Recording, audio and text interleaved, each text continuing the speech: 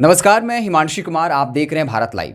देश के 4 राज्यों सहित एक केंद्र शासित प्रदेश में चुनाव हो रहे हैं, लेकिन सबसे ज़्यादा असर पश्चिम बंगाल के चुनाव का बिहार की सियासत पर हो रहा है।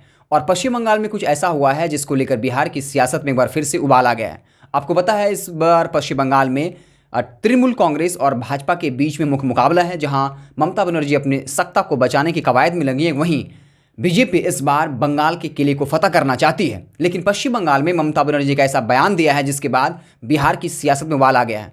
आपको बता दें कि ममता बनर्जी शुरुआती दौर से ही ये बात दोहराती रही हैं कि बिहार और उत्तर प्रदेश के गुंडों को पश्चिम बंगाल में बुलाकर कहीं ना कहीं चुनाव के माहौल को बिगाड़ने की कोशिश की जा रही है।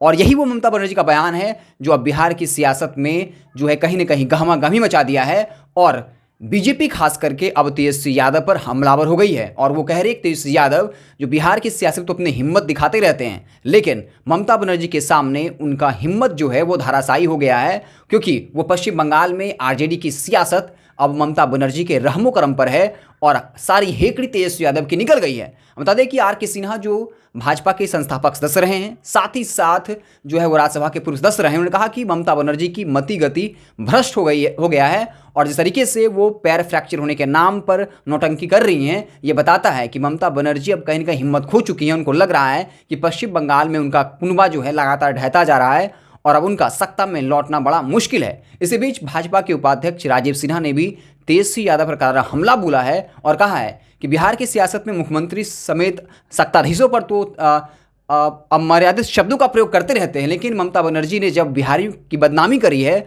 और बिहार के लोगों को गुंडा कहा है, इस वक्त तेजस्वी यादव चुप क्यों हैं? इसलिए क्योंकि ममता बनर्जी के सामने उनकी सारी हेकड़ी निकल गई है। लेकिन बिहार के लोग काफ़ी आत्मसम्मान से भरे हैं और आने वाले वक्त में तेजस्वी यादव को इसका जवाब देना पड़ेगा कि जब ममता बनर्जी बिहारियों का अपमान कर रही थी, उस वक्त तेजस्वी यादव चुप क्यों थे, जब बिहार के आत्मसम्मान को ठेस पहुंचाया जा रहा था। तो इस तरीके से ममता बनर्जी के इस बयान के बाद अब तेजस्वी यादव निशाने पर हैं और देखने वाली बात होगी कि आने वाले वक्त में तेजस्वी यादव या आरजेडी भाजपा के इस आरोप का किस तरीके से जवाब देती है, ये आने वाले वक्त में पता चलेगा। लेकिन इस वक्त बिहार की सियासत में ममता बनर्जी के इस बयान के बाद जो है सियासी तूफान मचने वाला है और लगातार बीजेपी तेजस्वी यादव को घेरने का प्रयास कर रही है और इसमें सफल भी हुई है कि जब ममता बनर्जी ने बयान दिया कि बिहार और यूपी के गुंडों को बुलाकर पश्चिम बंगाल में सियासत को खराब करने की कोशिश की जा रही है, उस वक्त आखिर तेजस्वी यादव चुप क्यों? आपको पता होगा तेजस्वी यादव ने बाकायदा ममता बनर्जी को बिना किसी शर्त के समर्थन देने का ऐलान किया था और उन्होंने कहा था कि उनका मुख्य मकसद बीजेपी को चुनाव में हराना है और इसके लिए वो